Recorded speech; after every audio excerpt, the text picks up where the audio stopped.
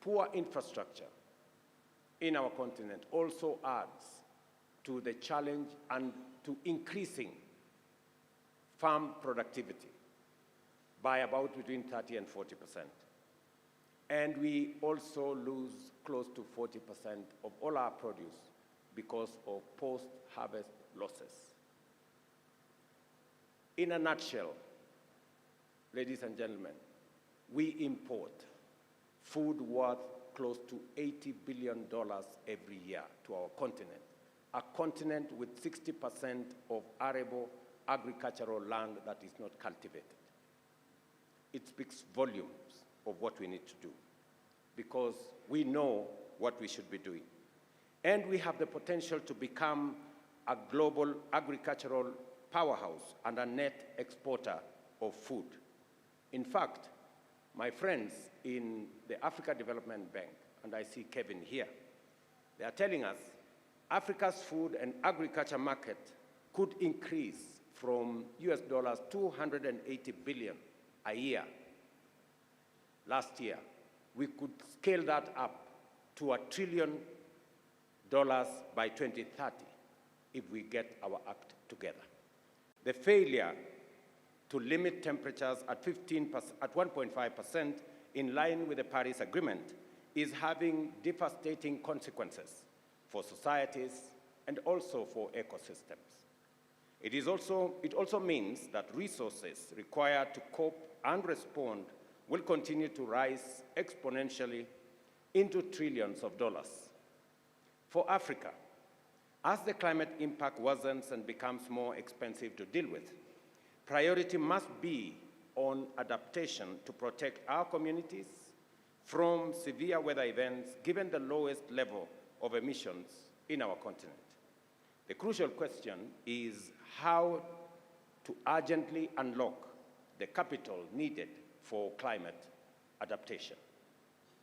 Finance for adaptation lags behind considerably that of mitigation, and progress on adaptation financing is slowing as climate impacts rises, as confirmed by the 2023 UNEP Adaptation Gap report. The report estimates that developing countries will need between US dollars 215 billion and US dollars 387 billion a year for adaptation during this decade. The gap in climate finance is compounded by debt crisis facing many African countries. Consequently, a significant portion of government revenue is allocated to debt servicing rather than climate action.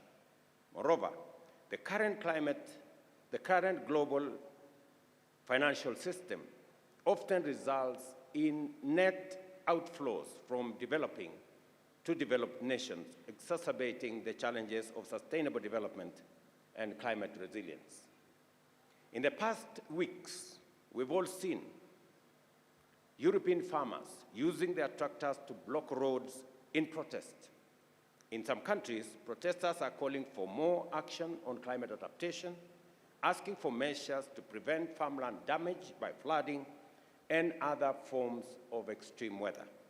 In other cases, farmers are calling for fuel subsidies and for fertilizer and pesticide restriction to be reconsidered. While the issues the farmers are protesting against may be varied, it is evident that climate adaptation and protection against impacts of extreme weather events is rapidly rising through the comprehensive Africa Agricultural Development Program. Each of us committed to a minimum of 10% of our government expenditure towards agriculture. And some progress has been made. The path to Africa's agricultural sector is clear and compelling. To harness the full potential of this sector, a dual approach is necessary.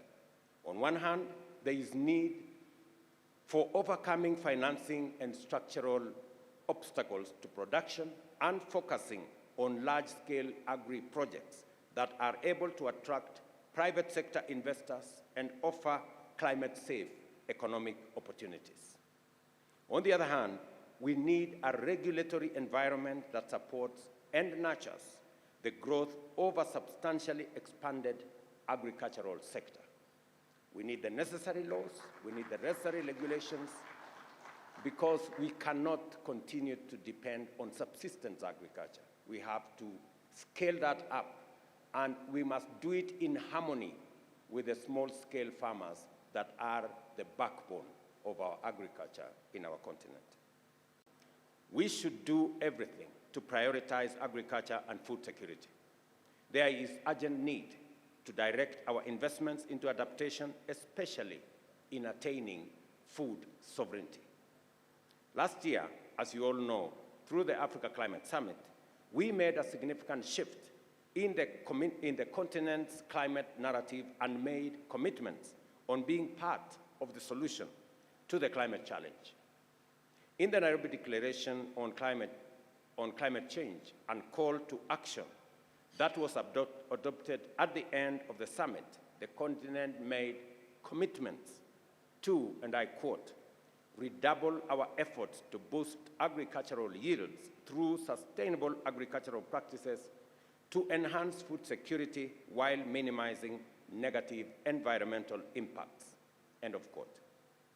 The African position is aligned with the breakthrough agreements reached in Dubai last year under the UAE Consensus Outcome and the Emirates Framework for Global Climate Resilience, which focuses on giving priority to adaptation to enhance global resilience and reduce global vulnerability by 2030. I hope our discussions here today will yield innovative approaches and new collaborations across our countries, within our regions, as we also focus on eliminating trade barriers that impede the movement of goods, that impede the movement of services across our borders. And I am very happy that we will be having a conversation in this AU summit on the ACFTA to make it a reality for us to be able to trade, to move goods, to move services across our borders, and use the borders we have as bridges for us to move our services across. I am very happy also that more and more countries are eliminating visa requirements for countries within our continent and making it easier for investors, for business people, for entrepreneurs, and for farmers to move across borders and grow food for us as a people.